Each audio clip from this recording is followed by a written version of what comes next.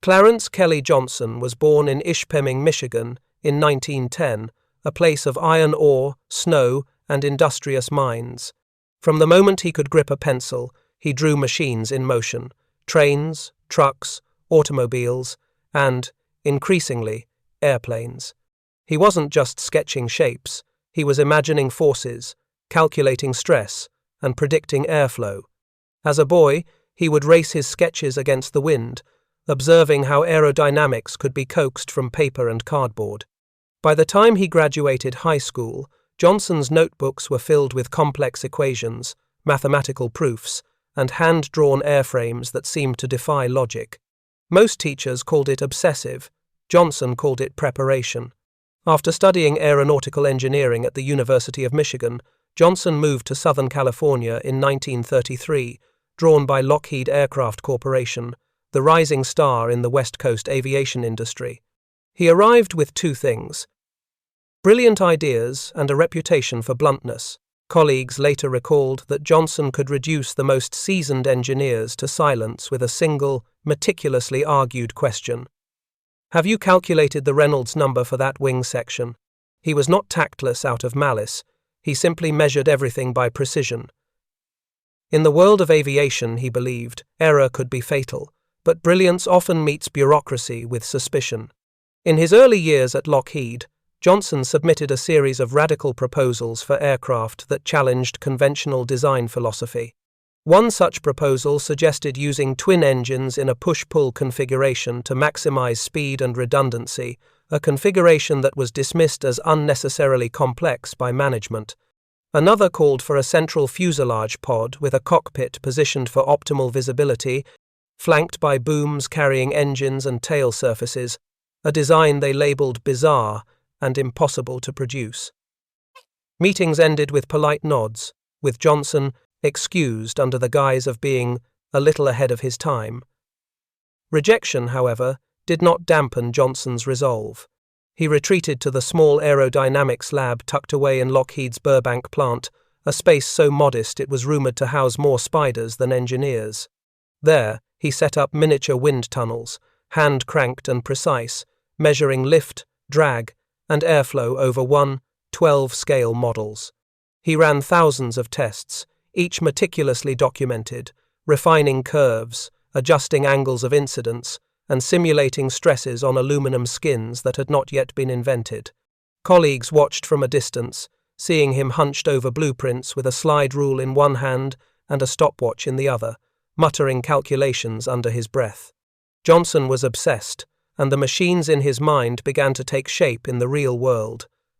By 1937, the world of aviation was at an inflection point. The Army Air Corps sought a high-altitude interceptor, capable of challenging any aircraft in Europe or the Pacific, a fighter that could climb higher and fly farther than existing designs. They had no idea that the man destined to redefine air combat was still considered a troublemaker in his own company. But fate, coupled with the Army's growing demands, created an opening. Lockheed, under pressure to deliver a revolutionary aircraft, finally assigned Johnson a small, secret team. It was an opportunity cloaked in skepticism. "Build something new," they said, "but don't break production." It was the kind of contradictory directive that would have frustrated most engineers, but Johnson thrived on it. The team worked in isolation, occupying a corner of the Burbank plant where few dared to venture. The project was shrouded in secrecy. Even other Lockheed engineers referred to it in whispers as the fork-tailed project. Johnson's insistence on confidentiality was as much a matter of pride as necessity. Competitors were lurking, and the Army was deeply invested in maintaining the element of surprise. Work began with long hours and exhaustive sketches, but Johnson's approach was methodical. He rejected conventional wisdom at every turn. Light fighters were agile, yes, but fragile. Heavy fighters could carry armament, but were slow. He sought a third path, a synthesis that had never been attempted. Johnson's vision coalesced into something radical, a twin-boom fighter with a central nacelle housing the pilot, armament, and vital systems. Each boom would carry a turbocharged Allison engine, feeding propellers capable of maintaining sea-level performance at stratospheric altitudes. The aircraft would have long legs, a large operational radius, and enough firepower to destroy bombers in a single pass. His sketches were meticulous, each rivet location calculated for strength, each control surface dimension optimized for response. When he presented his first drawings to Lockheed management, the room fell silent. The design looked alien, almost futuristic. "This thing," a senior engineer whispered, "it may fly, but can we build it?" Johnson simply replied, "We can and we will." Proving feasibility was the next step. Johnson built scale models and subjected them to rigorous wind tunnel testing. He ran structural calculations on every airframe component, simulated combat maneuvers, and even modeled weight distribution down to the individual instrument panel. He personally supervised the construction of the first prototype, often sleeping on the floor of the workshop to monitor progress. His team, initially skeptical, gradually came to understand the depth of his vision. This was no ordinary fighter. It was a machine engineered with a holistic understanding of aerodynamics, propulsion, and combat psychology.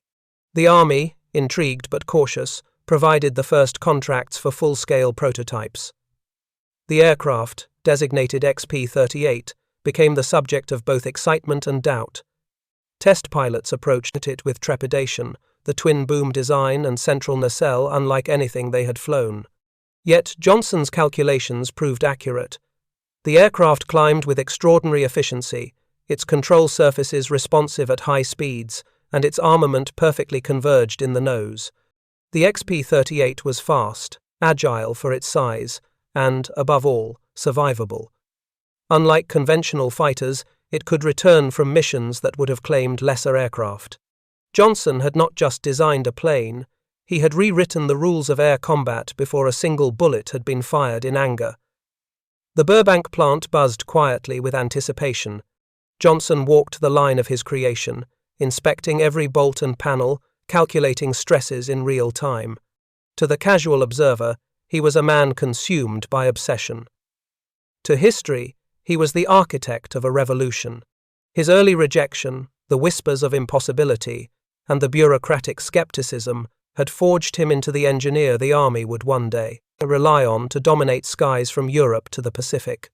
Every calculation, every sleepless night, every argument with superiors had prepared him for a moment that had yet to arrive, the day when the XP-38 would fly not just for speed or show, but to strike decisively against the most disciplined air forces in the world.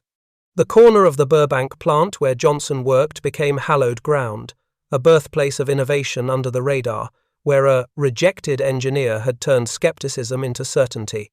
Project XP-38 had begun not just as a contract, but as a statement. That genius, even when dismissed, could reshape the future of war. And in the coming years, as the twin booms of the lightning sliced through skies over Guadalcanal, the Solomons, and beyond, that statement would echo in every enemy cockpit. The outsider had returned, and he had drawn lightning. By late 1938, Project XP-38 had moved beyond sketches and small models. Johnson's design, once dismissed as improbable, had taken tangible shape in the form of a full-scale prototype. Lockheed's Burbank plant, usually a bustling hive of maintenance and production, now resembled a secret laboratory, with engineers, draftsmen, and machinists working under Johnson's meticulous oversight. The twin-boom aircraft sat in the assembly bay, a sleek, alien form of polished aluminum and glass, its long central nacelle gleaming under the fluorescent lights. To the casual observer, it looked like a plane from another world. To Johnson, it was a canvas, every line and rivet a carefully considered stroke in the pursuit of aerial perfection. The XP-38's uniqueness was more than aesthetic. Its central nacelle, housing both the pilot and the formidable armament, allowed for an unprecedented concentration of firepower. Johnson had designed the nose to carry 4 M2 Browning, 50 caliber machine guns, and a 20mm cannon, all converging on a single point. This meant a pilot could obliterate an enemy bomber formation in a single pass. Each component of the firing system was electrically synchronized, tested to ensure reliability even under extreme G-forces and high-altitude temperatures. Johnson's obsession with precision extended to ammunition tolerances. Rounds were hand-inspected and measured, a process that would later prove critical in combat. Yet for all its promise, the XP-38 was treacherous on the ground. The twin-boom design created a long, unwieldy wheelbase, and the nose-heavy nacelle made taxiing a test of skill. Test pilots described the aircraft as both exhilarating and intimidating. It had the acceleration of a sports car, the raw power of a locomotive, and the unpredictability of a wild stallion. Flying it is like wrestling lightning, one recalled. You're not just controlling it, you're negotiating with it. Johnson encouraged this controlled chaos, believing that only pilots willing to respect the machine's quirks could unlock its potential. Initial test flights, in early 1939, confirmed what Johnson had long argued. The XP-38 climbed faster than any Army interceptor, reaching altitudes above 30,000 feet where conventional fighters lost power. The turbocharged Allison engines, fed through carefully engineered ducting and cooling systems, maintained full output in the thin upper atmosphere. At low altitude, the aircraft was heavy and less agile, but in a dive it could surpass 400 miles per hour, a speed that left contemporary designs scrambling to keep pace. Test engineers documented each maneuver, each stress test, and each engine output, their logbooks filling with numbers that would later define the operational limits of the aircraft. The challenges, however, were as numerous as the innovations. The XP-38's engines were temperamental, prone to overheating during sustained low-altitude maneuvers. The electrical systems, essential for gun synchronization and instrument operation, required constant monitoring. Johnson himself often clambered into the engine bays, checking wiring runs and ducting tolerances, muttering calculations under his breath as mechanics scuttled to adjust fittings. He was relentless, a man who would accept nothing less than perfection. His team, initially skeptical, soon understood that these challenges were not obstacles, but essential steps toward building an aircraft that could dominate in every imaginable scenario. It was during these months that Johnson's philosophy of practical over conventional became fully apparent. While European designers were obsessed with elegant lines and high turn rates, Johnson prioritized energy retention, survivability, and firepower. "Speed can kill more effectively than agility," he told his engineers repeatedly. The XP-38 was designed not for dogfighting, but for intercepting bombers, engaging targets from angles that exploited the aircraft's unique strengths. High-altitude performance, combined with concentrated armament, meant the XP-38 could strike before enemies could react and escape before they could respond. It was a radical departure from prevailing doctrine, and one that would later confound both Japanese and German pilots alike. The secrecy surrounding the project intensified as the prototype neared completion. By mid-1939, the aircraft had a nickname within the Burbank plant: Lightning. It was a fitting moniker, capturing both its speed and the sudden decisive power it represented. Johnson, however, remained focused on engineering minutiae. He analyzed vibration harmonics, landing gear stress points, and propeller tip speeds that approached supersonic thresholds in high dives. Every detail, no matter how small, was cross-checked with mathematics, wind tunnel results, and test pilot feedback. In Johnson's mind, failure was unacceptable. Every potential weak point was a possible death sentence in combat. Test flights continued, each revealing both the promise and the peril of the aircraft. One particularly harrowing trial involved a high-altitude climb to 28,000 feet. The XP-38's engines, operating at full turbocharged power, were pushed to their limits. Test pilot Ralph Verdon reported that the aircraft's controls stiffened under extreme cold, and that the windshield fogged from temperature differentials. Yet even under these conditions, the aircraft responded. And Verdon returned to Burbank with detailed notes on handling characteristics, engine performance, and aerodynamic quirks. Johnson pored over the data late into the night, refining calculations and issuing modifications that would improve the next flight by measurable increments. It was during one of these sessions that the Army Air Corps began to take serious notice. Reports of the XP-38's speed, climb rate, and concentrated firepower circulated in classified channels. By 1940, the Air Corps awarded Lockheed a production contract for what would become the P-38 Lightning, marking a rare moment of institutional validation for a man who had spent years being dismissed as impractical. The project moved from prototype testing to pre-production, with Johnson overseeing every bolt and rivet. Despite the shift, he remained unyielding. Shortcuts were unacceptable, and no compromise would be made on performance, survivability, or reliability. Johnson's insistence on rigorous testing extended beyond the aircraft itself.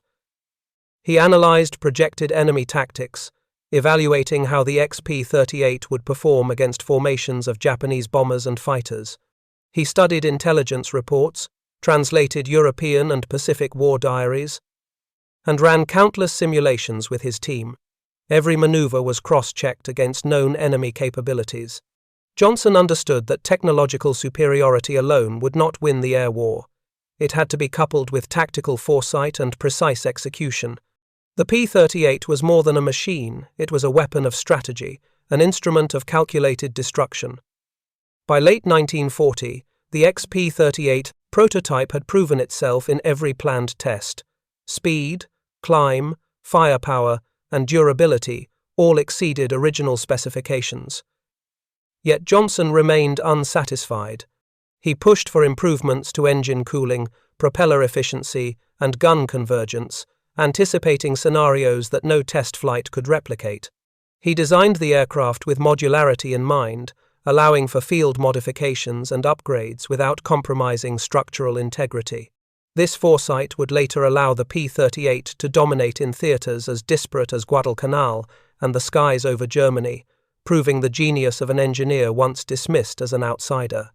As the P-38 moved toward mass production, Johnson's influence became legendary within Lockheed. Test pilots and engineers alike revered him, even as they feared his temper and obsession with detail. He sees the plane in its entirety. One pilot would later recall, every bolt, every airfoil, every possible enemy attack. Flying it is second nature to him, because he designed it with the mind of a man who never stops thinking. It was this combination of relentless intellect, practical engineering, and strategic foresight that transformed the XP-38 from an improbable concept into a revolutionary fighter, one that would soon earn its place in history, not just as an aircraft, but as a symbol of American ingenuity in the face of global war. By the end of 1940, the first production P-38 seconds began rolling off the line. Johnson, the once rejected engineer, had not only vindicated himself, he had changed the very nature of air combat. His design would fly farther, faster, and strike harder than anything the world had seen. And when the first squadrons took to the skies in combat, the pilots would discover what Johnson already knew, that lightning could, indeed, strike twice, once in design and again in battle. By early 1942, the P-38 Lightning had finally left the confines of Lockheed's Burbank factory and entered the harsh realities of war. The Japanese attack on Pearl Harbor had catapulted the United States fully into the Pacific conflict, and the fledgling fighter squadrons were desperate for aircraft that could match the speed, firepower, and endurance of the Imperial Japanese Army and Navy Air Forces. The P-38, a twin-engine, twin-boom aircraft born from the mind of a once-rejected engineer, was about to see its first baptism of fire. Deployment orders sent the 339th Fighter Squadron to the Solomon Islands, where the struggle for Guadalcanal was escalating. The terrain, a mix of jungle-clad mountains and narrow airstrips, provided little margin for error. Japanese Zeros, nimble and proven in dogfights, ruled the lower altitudes, while bombers threatened to decimate vulnerable Allied positions. P-38 pilots, many of them recent graduates from accelerated flight programs, faced the daunting task of mastering an aircraft whose complexity rivaled anything in their experience while confronting an enemy whose tactics were ruthless and precise. Lieutenant Richard Dick Jennings, a 22-year-old pilot from Nebraska, recalled his first encounter with the P-38. "It was unlike anything I'd flown before," he said years later. On takeoff, You could feel the raw power of the engines. In a dive, it was like the aircraft had a mind of its own. But it demanded respect. If you misjudged the controls, it would remind you immediately. His first mission over Guadalcanal tested that power. Japanese reconnaissance aircraft had been spotted approaching Henderson Field, and the 339th scrambled to intercept. As the sun rose over the South Pacific, the lightning formations climbed into the sky, engines thundering, their distinctive twin-boom silhouettes cutting across the horizon. The P-38 seconds carried a mix of ammunition, carefully arranged to maximize the effectiveness of the centralized nose battery. 8 50-caliber Browning machine guns, each electrically heated to prevent freezing at high altitude, and a 20mm cannon converged on a single point, creating a zone of destruction no Japanese aircraft had encountered. The first interception was chaos incarnate. A formation of A6M0s appeared over the dense jungle canopy, their pilots experienced and fearless.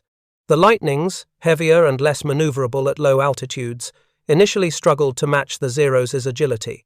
The Japanese pilots, recognizing their momentary advantage, pressed aggressive attacks, forcing tight turns and evasive maneuvers from the American pilots. Yet the P-38 seconds had advantages the Zeros could not counter. In dives from higher altitudes, the Lightnings accelerated past the nimble fighters, building energy that could be converted into zoom climbs or high-speed passes. And when the guns opened, the concentrated firepower of the nose battery punished even the most daring attacker. Lieutenant Jennings found himself trailing a Zero, its fuselage small and deceptively fragile. At 300 yards, he squeezed the car's trigger. The stream of 50-caliber rounds tore into the aircraft, its engine igniting in a shower of flames. The pilot attempted evasive maneuvers, but the Lightning's superior speed and firepower left no chance.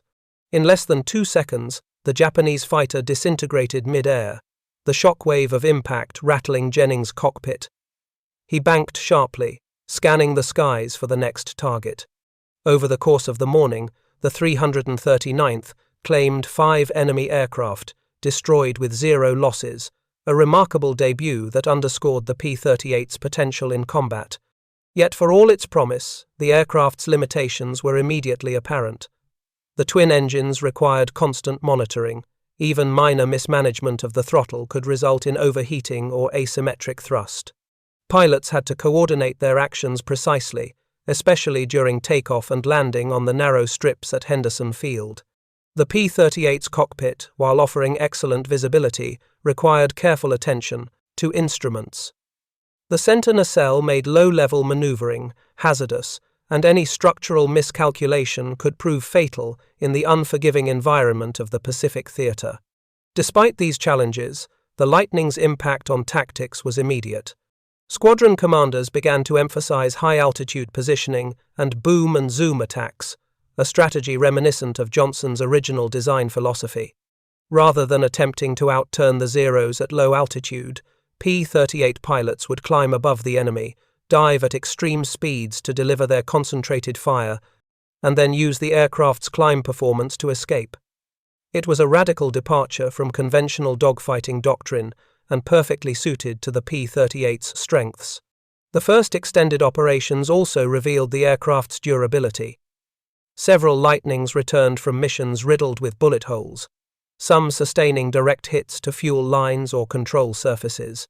One pilot, Lieutenant James Parker, returned after a sortie over New Georgia, with his right engine damaged and half the rudder assembly shredded. Yet the aircraft held together, its twin-engine redundancy and robust construction allowing Parker to limp back to the field. Johnson's insistence on over-engineering had created a plane that could survive punishment that would destroy conventional fighters. The Lightning also changed the psychological landscape of air combat in the Pacific.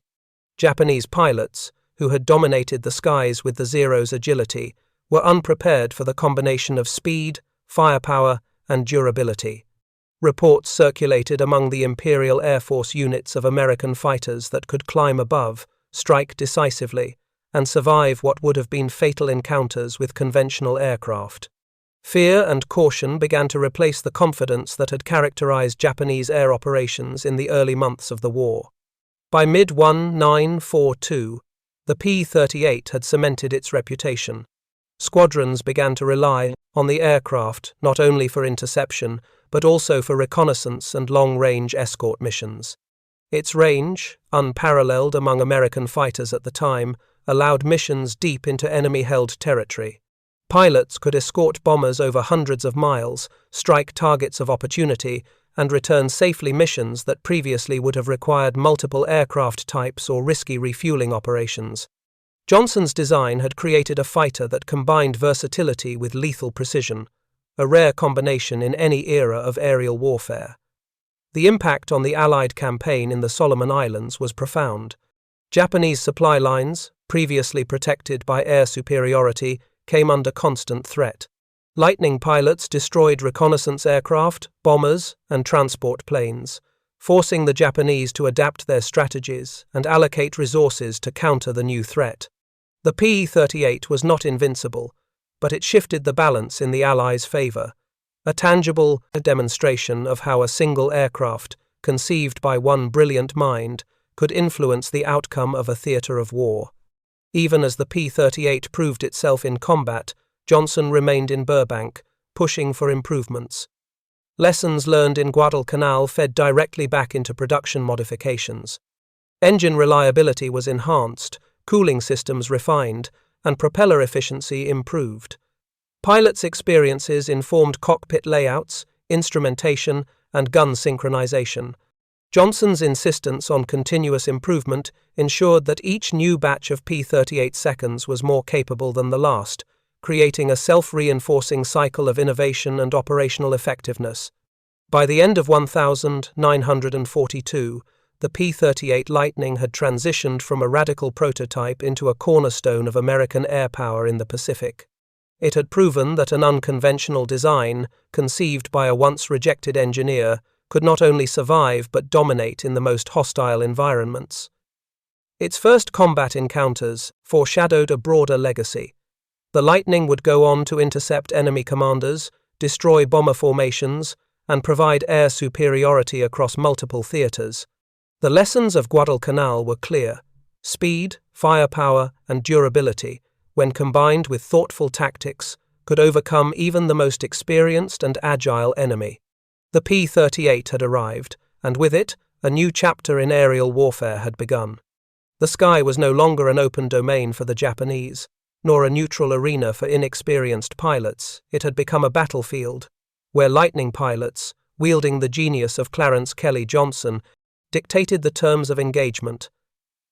And as the aircraft continued to evolve, so too would the strategies, courage, and precision of those who flew it.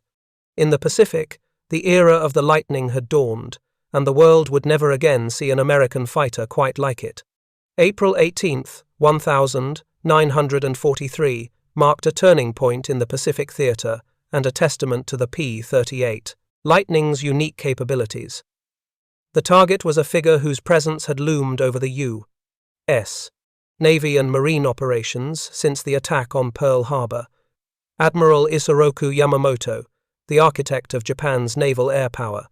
Intelligence, painstakingly gathered from intercepted Japanese communications, revealed the admiral's flight schedule with near precision. The Americans had one opportunity to strike, and the mission's success hinged entirely on range, speed, coordination, and the capabilities of one aircraft designed by a once-dismissed engineer from Michigan. Operation Vengeance was the result of months of planning. Navy cryptanalysts at Station Hypo had decrypted Japanese Navy messages, revealing that Yamamoto would conduct an inspection tour over the Solomon Islands. The route was fixed, the timing precise. The challenge lay in delivering a strike force capable of intercepting Yamamoto hundreds of miles from the nearest Allied base. Conventional single-engine fighters could not make the trip, nor could they carry the firepower necessary to ensure a kill on such a high-value target. The solution emerged in the form of the twin-engine Lockheed P-38 Lightning, a machine whose long range, high speed, and concentrated nose battery could achieve what seemed impossible. Colonel John W. Mitchell, commanding the 339th Fighter Squadron, received the orders with a mixture of excitement and apprehension.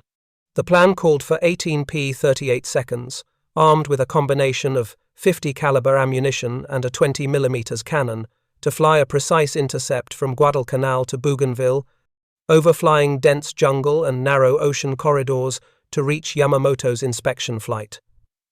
Fuel calculations were meticulous. Every pound of weight mattered. Pilots were briefed to maintain formation, use climb and dive tactics to conserve energy, and strike decisively when the target appeared. Failure was not an option. Yamamoto's survival would embolden Japanese forces, while his elimination promised a psychological and strategic victory. Lieutenant Rex Barber, a 21-year-old pilot from Oregon, described the pre-flight atmosphere. "We knew we were flying into history. Every calculation, every maneuver we practiced in training had to be perfect." The P-38 felt alive, like it understood the mission. Twin engines humming, guns ready. You could feel it was built for this. The Lightning's long nose, housing all weapons in a centralized array, allowed precise targeting without the need for deflection, firing a critical advantage against a moving, heavily escorted target. At 5:50, the P-38 seconds took off from Henderson Field.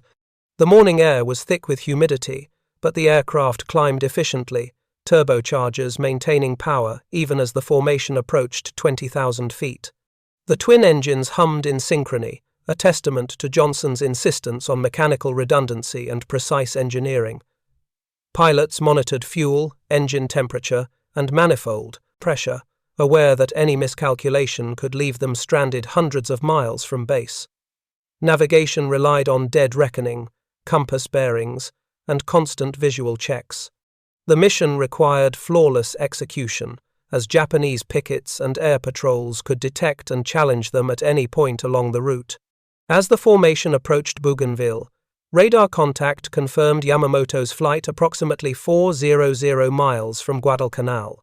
4 Mitsubishi G4M Betty bombers, Yamamoto's transport, were accompanied by 6 Mitsubishi A6M0s as escorts. The P-38 seconds, having climbed to optimal altitude, executed a carefully planned intercept, diving from the sun to mask their approach. Speed and surprise were paramount. Any prolonged engagement with the Zeros risked fuel depletion and compromised the mission. Lieutenant Thomas Lanphier, leading one of the flights, later recounted the engagement. "The first glimpse of the Japanese formation was surreal. Betty bombers perfectly, aligned, escorted by agile Zeros. I held my throttle steady, lined up, and waited for the right moment. The Lightning's guns, all converging on my sight, felt like the only thing standing between success and failure. The concentrated nose battery allowed pilots to strike without the complication of wing-mounted deflection angles, ensuring every burst could inflict maximum damage. At precisely 9:30, the P-38 seconds opened fire. The lead Betty exploded under the withering fire, flames engulfing the fuselage. The escorting Zeros attempted evasive maneuvers, but the Lightnings, superior in speed and dive capability, could strike repeatedly and retreat, maintaining energy and positional advantage. Admiral Yamamoto's plane went down in a dense canopy of trees, the event confirmed by multiple sources after the war. It was a precise, surgical strike, made possible only by an aircraft capable of long-range interception and overwhelming firepower, an aircraft that would never have existed without the determination of Clarence Kelly Johnson, the engineer once deemed too unconventional. The mission's success sent shockwaves through both Allied and Japanese ranks. For the US, it validated intelligence efforts, showcased the P-38's unmatched capabilities, and dealt a severe blow to Japanese morale. For Japan, the loss of Yamamoto was devastating both strategically, as he was an irreplaceable commander, and psychologically, as it demonstrated that Allied air power could reach anywhere, striking with surgical precision. In post-war interrogations, Japanese officers noted the audacity and effectiveness of the strike, acknowledging that no single-engine fighter could have achieved such a feat. The P-38 seconds returned to Henderson Field with minimal damage. Pilots reported engine strain, low fuel, and minor control issues, but all aircraft landed safely, a testament to the Lightning's robust construction and reliability under extreme conditions. Engineers back in Burbank, including Johnson, received detailed debriefs using combat feedback to refine cooling systems, instrument layouts, and fuel management procedures. Every sortie reinforced the iterative process Johnson had championed since the aircraft's inception: design, test, combat, improve. Operation Vengeance also solidified the P-38's reputation among Allied pilots.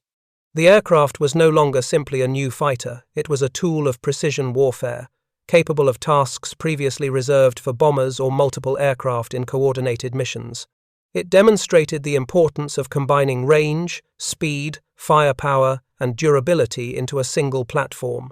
Johnson's philosophy over-engineering critical components, centralizing firepower, and exploiting the advantages of twin engines had produced a fighter that could shape the course of campaigns with surgical effectiveness. The psychological impact on Japanese aircrews was immediate. Reports filtered back to Imperial Air Force units describing American fighters capable of intercepting high-value targets over hundreds of miles, delivering lethal firepower, and returning safely. The P-38 was no longer just another Allied fighter. It was a symbol of precision, reach, and American industrial ingenuity. Its twin booms and sharp nose profile became a sign of inevitability in the skies, a visual cue of lethal intent.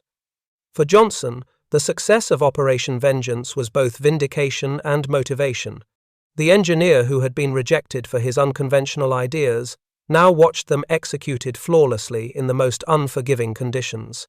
The Lightning had achieved what no other aircraft could: the combination of range, firepower, and survivability necessary to strike decisive blows against the enemy. It was a testament to the power of persistence, mathematical rigor, and the refusal to conform to conventional wisdom. In the weeks following Yamamoto's death, the P-38 continued to excel in long-range interception, missions, bomber escort, and ground attack operations. Its legacy, rooted in Johnson's original vision, expanded across the Pacific theater, demonstrating that a single, well-designed aircraft could influence strategy, morale, and the very course of the war. And as pilots flew missions that would become legendary, each burst of .50 caliber fire, each dive from the clouds, and each return to base reinforced a truth that would echo long after the war. Clarence Kelly Johnson's Lightning was a fighter born of vision, perseverance, and a refusal to accept limits, and it had changed the Pacific skies forever. By the spring of 1943, the P-38 Lightning had proven its worth in the Pacific, and the U.S. Army Air Forces began preparing for its deployment to the European theater. The lessons learned over Guadalcanal, the Solomons, and the skies of New Guinea were invaluable.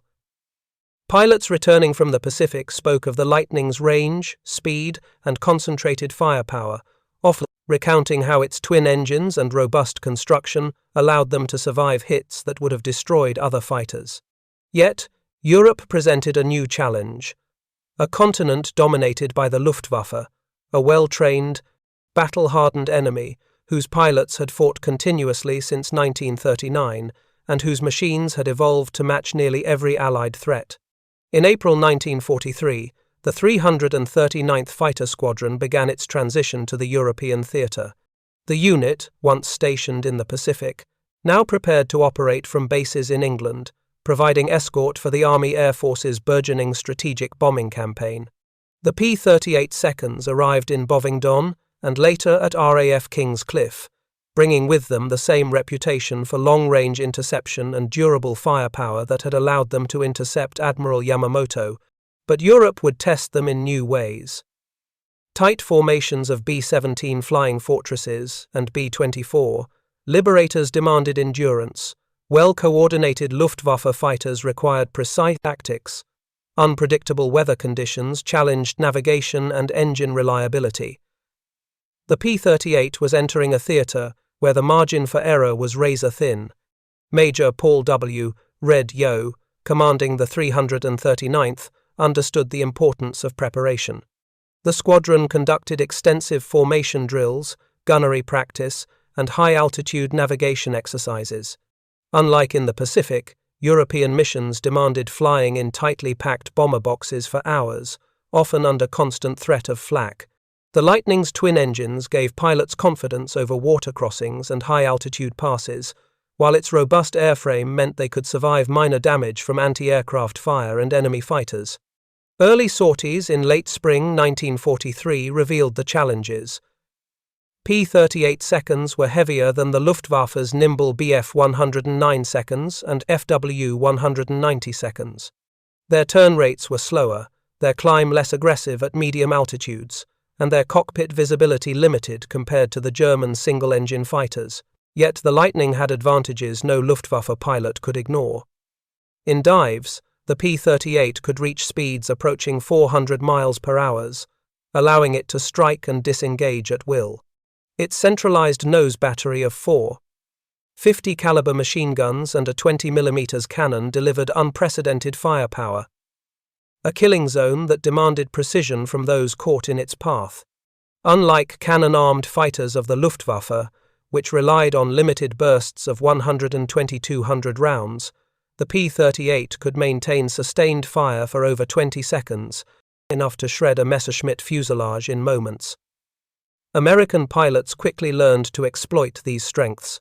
Turn fights were avoided, energy tactics, boom and zoom maneuvers, and disciplined gunnery became standard operating procedures. The first major engagement for the 339th came on June 17, 1943. A formation of 48 P-38 seconds from the 55th and 339th Fighter Squadrons escorted 96 B-17 seconds on a raid targeting industrial sites near Kiel. Intelligence had predicted Luftwaffe, interception, and pilots were briefed for a coordinated attack. The German response did not disappoint. 36 Bf-109 seconds and 24 FUFO-190 seconds climbed to meet the bombers over the North Sea, confident in their superior agility and experience. What followed was a baptism by fire that would define the P-38's role in Europe. Lieutenant Eugene Roberts, a fresh transfer from the US, later recalled the encounter. "We were above the bombers, tight formation, eyes on the sky. The Germans dove from the sun, hoping to break the box. I throttled up, dove, and fired. The first 4-190 took a full burst in the nose engine, cockpit, wings gone before it even realized what hit it. It wasn't maneuvering, it wasn't dodging. The Lightning's firepower had already made the decision for us." Other pilots reported similar success. The P-38 seconds, despite their heavier frames, used altitude and dive energy to strike decisively, pulling up and climbing back to bomber level before the Germans could respond. Over the course of the summer of 1943, P-38 units refined these tactics. Rather than trying to mimic the Luftwaffe's agile dogfighting style, American squadrons leveraged their aircraft's unique strengths. Boom and zoom became the dominant tactic. Climb above the enemy, dive to attack, and climb back to altitude before the enemy could retaliate. This method minimized risk while maximizing the P-38's concentrated firepower. By late July, reports from Luftwaffe intelligence acknowledged the new reality. The Lightnings were not simply escorts. They were lethal predators, capable of dominating the sky over Allied formations. The psychological effect on German pilots was significant. Experienced aces who had survived campaigns over France, Britain, and the Eastern Front found themselves confronted by a fighter that could strike from above with overwhelming firepower, absorb damage that would cripple other aircraft, and retreat before counterattack.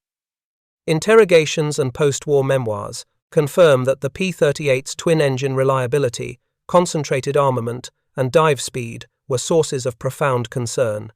"You could see them coming," one captured pilot later recalled, stacked high against the sun. And when they dove, it was like an avalanche of steel. Operational data confirmed these observations. The P-38 seconds kill-to-loss ratio in these early European engagements was impressive.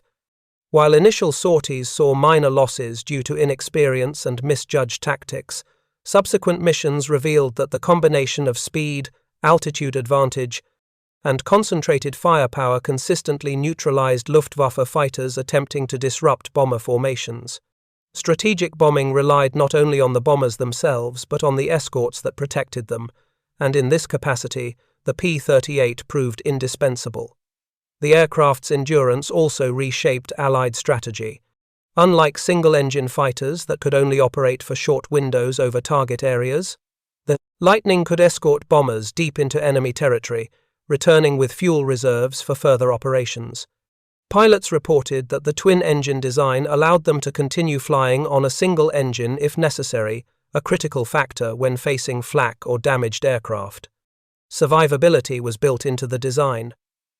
From the robust fuselage to redundant systems, reflecting Clarence Johnson's insistence on engineering for both performance and protection. By October 1943, P-38 seconds had become a core element of U.S. strategy in Europe. Beyond bomber escort, they conducted reconnaissance, interdicted supply lines, and engaged in tactical air superiority missions. Enemy aircraft that had once dominated the skies, BF, 109 seconds, FAR 190 seconds, and even heavily armed bombers were increasingly vulnerable to the Lightning's unique combination of range, firepower, and resilience. Pilots began calling it the plane that refused to die, a tribute to its ability to sustain damage and remain combat effective. The P-38's deployment in Europe also highlighted the importance of integrating industrial capacity, pilot training, and tactical innovation. Lockheed had produced thousands of Lightnings, each subjected to rigorous quality control. Pilots were trained extensively in formation flying, energy tactics, and gunnery, often exceeding the experience levels of their German counterparts. Every sortie reinforced the principle that success in aerial combat relied as much on preparation and coordination as it did on individual skill. By the end of 1943, the P-38 had earned a reputation that matched its earlier achievements in the Pacific. From the skies over Guadalcanal to the industrial heartlands of Germany, the Lightning demonstrated that a carefully engineered aircraft, designed with persistence and vision, could alter the balance of power. Its legacy in Europe was not only measured in enemy aircraft destroyed, but in the psychological impact it imposed on both sides. Fear among the Luftwaffe, confidence among American airmen, and a tangible demonstration that innovation, when combined with resources and training, could decisively shape the outcome of war. By early 1944, the United States Army Air Forces faced a pressing challenge, sustaining daylight strategic bombing over the heart of Nazi Germany. B-17 seconds and B-24 seconds required escorts that could accompany them from English airfields deep into the Ruhr, often flying over 800 miles into heavily defended territory. Single-engine fighters, no matter how agile, could not meet the range requirements without dropping fuel tanks and still maintain combat effectiveness. The P-38 Lightning, with its twin engines, internal fuel capacity, and aerodynamic efficiency, emerged as the solution. Squadrons like the 339th and 55th Fighter Groups began pioneering deep penetration escort tactics. Pilots discovered that maintaining altitude above the bombers provided a commanding view of approaching Luftwaffe fighters, allowing them to intercept with the Lightning's trademark boom and zoom tactics. Intelligence reports soon reflected a sobering reality for the Luftwaffe. The P-38's sustained presence disrupted attacks before they could reach the bombers. On missions to Leipzig, Hamburg, and Berlin, P-38 seconds routinely engaged and destroyed enemy formations far from the bomber streams, reshaping air combat in Europe. The Lightning's endurance forced German pilots to reconsider tactics. Traditional ambushes from the sun, high-speed dives, and tight dogfighting maneuvers became less effective against an aircraft that could dive away, climb back to altitude, and return with full firepower intact. In September 1943, a Luftwaffe intelligence assessment noted that the P-38, despite its unconventional appearance, had unmatched operational range and concentrated firepower, capable of sustaining high-speed engagement for over an hour without refueling. These missions also underscored the P-38's industrial and operational advantages. Unlike German aircraft, which often required meticulous maintenance and limited flight cycles, the Lightning's twin engines and rugged airframe tolerated extended use and combat damage. Pilots frequently returned from missions with punctured radiators, bullet-damaged fuel tanks, and partial control failures, yet the aircraft remained flyable. This resilience not only preserved pilots' lives, but allowed units to maintain operational tempo without loss of effectiveness. The P-38's impact was most evident during long-range raids in early 1944, where large formations of Lightnings provided escort for B-17 seconds attacking key industrial sites. Enemy losses were staggering. Fighters were destroyed at unprecedented rates. Bomber formations suffered fewer casualties, and American airmen gained a psychological edge. Luftwaffe reports described flying mountains of lead, and pilots referred to the Lightnings as unhittable ghosts capable of appearing suddenly, striking decisively, and vanishing before counterattack. Through these operations, Clarence Johnson's vision, the rejected engineer who had insisted on twin engines, concentrated firepower, and survivability, was vindicated. The P-38 had transformed from an unconventional curiosity into a strategic tool, proving that innovation, coupled with industrial capacity, could outmatch even the most experienced and well-trained enemy pilots. By mid-1944, the Lightning was not only an escort but a symbol of American air power, a high-speed, a long-range instrument of attrition that had permanently altered the dynamics of the European air war. By June 1944, the stage was set for the largest amphibious invasion in history, Operation Overlord. The success of the landings in Normandy depended not only on ships and soldiers but on complete air superiority. P-38. Lightnings of the 55th and 339th Fighter Groups, flown by seasoned pilots who had mastered its twin-engine complexity, were tasked with escorting bombers and providing top cover for the invasion forces. The Germans, already reeling from sustained bombing campaigns, faced an aircraft that defied their conventional tactics. P-38 seconds flew in multiple layers, stacked in echelon formations from 20,000 to 30,000 feet, scanning for incoming Messerschmitts and Fokker-Wulfs. When Luftwaffe units attempted interception, they found themselves descending into concentrated streams of 20mm and 50 caliber fire. Pilots reported that even heavily armed twin-engine fighters, the Bf-110 and Me-410, were shredded within seconds. On the 6th of June 1944, the morning of D-Day, reconnaissance and escort missions revealed the P-38's unique versatility.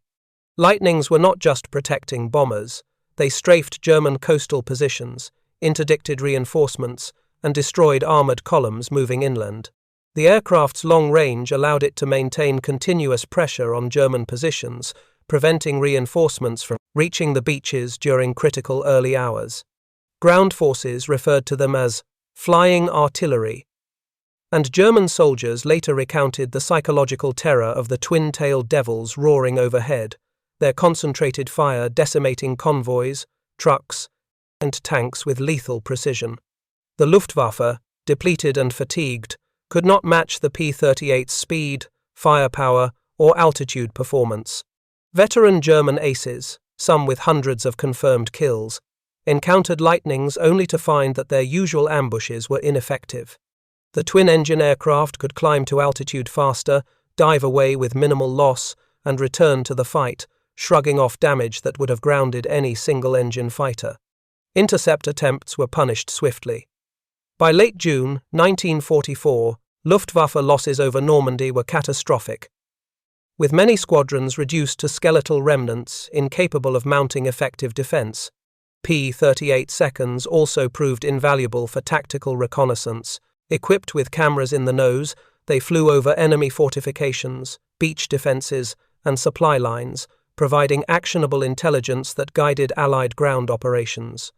Every sortie extended the Americans' operational advantage, as the Lightning combined precision bombing, air superiority, and reconnaissance into a single platform, a synthesis of Clarence Johnson's original vision for an aircraft that could survive, fight, and dominate at range. By August 1944, as Allied forces broke out of Normandy and pressed into France, The P-38's influence on the air war was undeniable. German resistance in the skies had collapsed under relentless pressure. With fuel shortages, pilot attrition, and the overwhelming presence of American long-range fighters ensuring that no Luftwaffe intervention could change the strategic balance. The twin-tailed Lightning, once derided as awkward and unconventional, had become an instrument of decisive victory, embodying the ingenuity, resilience, and industrial might of the United States. By April 1943, the P-38 Lightning had cemented its reputation in the European theater as a multi-role powerhouse. But the Pacific demanded something different. Vast distances, unpredictable weather, and dispersed Japanese forces required an aircraft that could endure extended missions, strike with precision, and survive enemy fire. No American fighter was better suited to this task than the twin-engine Lightning. Its long-range, heavy firepower, and high-altitude performance made it the ideal platform for the U.S. Army Air Force's most audacious and delicate mission yet. Operation Vengeance. The targeted assassination of Admiral Yamamoto, the architect of Pearl Harbor. Admiral Yamamoto's movements had been meticulously tracked through intercepted Japanese communications, decrypted by the Allied codebreakers at Station Hypo in Hawaii. Intelligence confirmed that on the 18th of April 1943, Yamamoto would fly a routine inspection of forward bases in the Solomon Islands, traveling along a precise route in a Mitsubishi G4M Betty bomber escorted by 6 A6M0 fighters. The mission to intercept and eliminate him would require a fighter capable of striking far from base, climbing quickly to intercept altitude, and delivering a devastating volume of fire. The P-38's combination of speed, range, and armament 50 caliber machine guns and a 20 mm cannon concentrated in the nose made it uniquely suited for this operation. The task fell to the 339th Fighter Squadron, operating from Guadalcanal. Major John W. Mitchell, a veteran of early Pacific engagements, assembled a select group of pilots who would fly the mission. Among them were future aces and seasoned combat leaders, all handpicked for precision flying and nerves of steel. Flight planners meticulously calculated the interception route, a 400-mile flight over open ocean, demanding precise navigation with no margin for error. The Lightnings were stripped to reduce weight, fuel carefully managed, and every mechanical system checked repeatedly. At 6:30 on April 18th, 6 P-38 seconds roared into the dawn sky, engines harmonizing into a distinctive twin-tailed symphony that would become legendary. Pilots climbed steadily to intercept altitude, navigating through treacherous thermal currents, unpredictable winds, and the ever-present threat of Japanese radar detection. The Lightning's turbo-supercharged engines maintained consistent power at 15,000 feet, far above the operational ceiling of many Japanese fighters, giving the Americans a decisive energy advantage. At 9:15, the Japanese flight appeared on the horizon, flying the predetermined route over Bougainville and New Georgia. The P-38 seconds executed a perfect ambush, diving from altitude in a coordinated boom and zoom attack. Unlike the Japanese Zeros, which relied on maneuverability and dogfighting, the Lightnings struck with overwhelming firepower. Within seconds, Admiral Yamamoto's bomber erupted in flames, the concentrated 50 caliber and 20 mm fire devastating the aircraft's fuselage. Escorting Zeros attempted evasive maneuvers, but the Lightning's superior speed and dive capabilities allowed them to dictate the engagement. Several Japanese fighters were damaged, and one pilot was killed, though the mission's objective had been accomplished with surgical precision. The aftermath of Operation Vengeance sent shockwaves through the Pacific theater. The death of Yamamoto, Japan's most senior naval strategist, deprived the Imperial Japanese Navy of its most experienced leader at a critical juncture. Japanese propaganda attempted to downplay the loss, but internal reports revealed demoralization across naval and air commands. Allied leadership recognized the mission not only as a tactical success, but as a demonstration of the P-38's unmatched strategic flexibility, where conventional fighters might have struggled to reach distant targets. Lightnings executed a high-risk, high-reward operation that combined precision, speed, and firepower with stunning effectiveness. For Clarence Kelly Johnson, who had designed the Lightning as a response to conventional engineering constraints, the success of Operation Vengeance was vindication on a global scale. His insistence on integrating long-range fuel tanks, turbocharged engines, and concentrated nose-mounted armament had transformed the P-38 into an aircraft capable of rewriting the rules of air combat. No European interceptor could have completed such a mission over the Pacific's vast expanses. The Lightning's design philosophy, engineering over convention, innovation over imitation, had allowed a handful of pilots to achieve what traditional doctrines deemed impossible. The P-38's role in the Pacific continued well beyond Operation Vengeance. From New Guinea to the Philippines, Lightnings escorted bombers, interdicted supply lines, and engaged in fighter sweeps against both Japanese naval and land-based aircraft. Pilots reported the same characteristics that had confounded the Luftwaffe in Europe: an aircraft that could absorb punishment, dive faster than enemy fighters, and deliver overwhelming firepower in concentrated bursts. The twin-tail design provided stability under extreme G-loads. The nose-mounted armament ensured precise targeting, and the robust Allison engines allowed Lightnings to return from missions that would have doomed single-engine fighters.